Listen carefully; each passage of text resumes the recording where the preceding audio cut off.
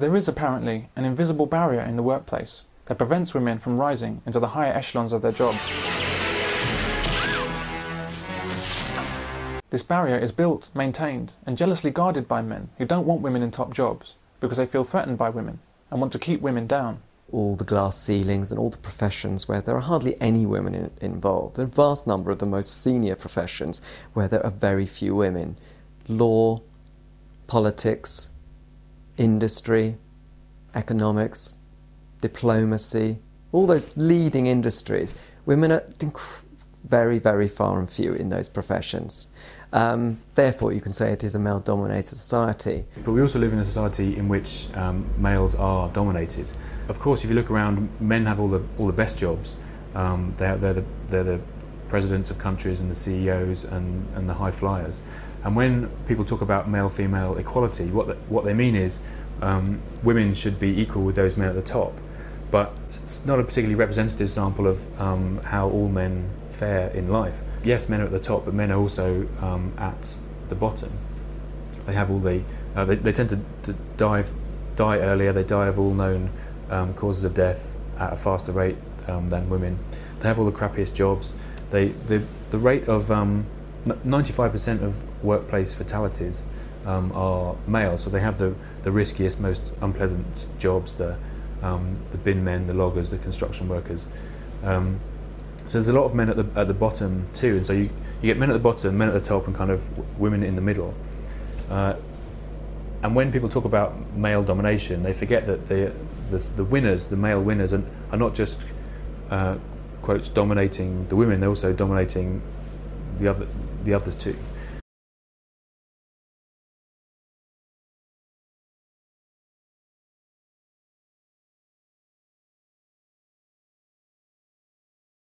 So why did John McCain pick a woman for his running mate in 2008? Was she really the best candidate? You put me on your ticket, not because I share your views, but because I didn't share your gender. So don't take the moral high ground. We all know how this game is played. Glass ceilings and old boys networks undoubtedly do exist, and they affect many people for many reasons, certainly not just women. Some glass ceilings are there due to ability or lack of it in an individual. Sometimes it's social class or educational background. Sometimes it's religion or political beliefs, or even something as minor as an accent. For example, this guy would have a hard time becoming a BBC newsreader. But a college to help get the job. There's too much discrimination in this town, man, because they're both schools, right? And we're all in this together. In fact, there are so many reasons, valid or otherwise, why some people rise in an organisation and some people don't. It becomes ludicrous to single out women as a special case. And who do we have running for president? Who the hell is running for president? We got two guys, man. Got John McCain. John McCain, 72 years old. He was too old 10 years ago. But one thing is generally true. The people that rise to the top in a business are the people that best serve that business. Businesses want to make money, and if you're the best person to do that, then you'll rise. But it is a fact that women often don't make it into the boardroom of companies. Why is this happening? Compare two workers with the same educational background. Why would the woman not achieve the same level of promotion as the man?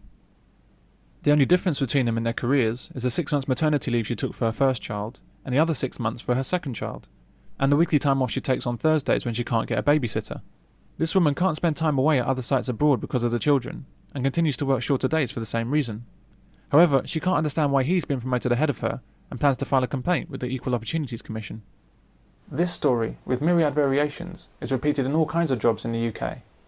The plain and simple fact that women and government seem hell-bent on avoiding is that women have babies.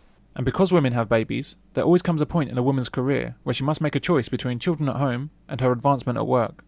And at that same point, companies must make a choice between a man who's at work and a woman who isn't. Is it fair that to be the youngest VP in my company, I will be the oldest mom at preschool? Not really, but that's part of the deal. I made a choice. Some women got pregnant, I got promotions. While women like to think that they can do it all and have it all. Oh, but I wish you wouldn't think of me as a woman. What? I'm your business partner. We all make mistakes in business. I wish you wouldn't think of me as just a business partner. I am a woman, too. Having children and having a career is an either-or situation.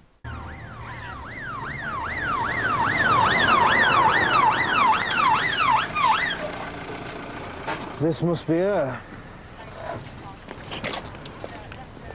Afternoon, Angie Barker, the new DI. This is DS Harris. Ma'am, sir. And these are... Never seen a working mother before, Constable. Right, what have we got? She can do both, but then both jobs suffer, and the children, the company, and the woman all lose. The Glass Cliff is a strange attempt to explain situations where women are promoted into top jobs, they proceed to run the company into the ground, and then claim that they were deliberately promoted into risky jobs in order for them to fail. We can see the pattern here. If women are sacked, it's because they're female, not because they're rubbish. If they're not promoted, it's because they're female, not because they're not qualified. And now with the Glass Cliff, if they are promoted and then do badly, suddenly it's not because they're female. It's a cunning plan by men. One glass phenomenon that actually has validity is what the author Warren Farrell calls the glass cellar. This refers to the huge number of jobs in which you'll never see women working. They have no expense accounts, personal assistants or air conditioning. These jobs include sewage workers, refuse collectors and construction workers. It includes all the jobs that have the highest incidence of workplace injuries and deaths. Women never seem to mention these kinds of jobs when complaining about equality at work. They only seem concerned with top jobs. It seems that women only want equality when it suits them. I is with none other than Professor Sue Lees. She'd be director of the Centre for Gender Research. I mean, the real question is whether there'll be a president of the United States who is a woman. I'll believe that women want equality, not when I see the first woman president, but when I see the first woman refuse collector. I actually thought I'd seen my first ever female collector during filming, but it turned out to be a man with long hair. 24 of the 25 worst jobs are male-dominated. Almost 100% of workplace injuries are to men. Almost 100% of workplace fatalities are male. In 2001, 2 men were burned to death in an industrial bread oven whilst trying to repair it. They were sent in only 2 hours after the oven had been turned off, and it took 17 minutes to get them out, by which time both men had been burned to death. What would we say about the treatment of women in our times if it were 2 females that were sent into such danger and baked alive? Women are protected from doing these kinds of jobs, and they're very quiet about it. There are certainly no women protesting here in Parliament Square about why more females are not sewage workers, or why more females are not losing fingers and hands in industrial accidents. But they will protest about why there are not more women MPs, or more women company directors.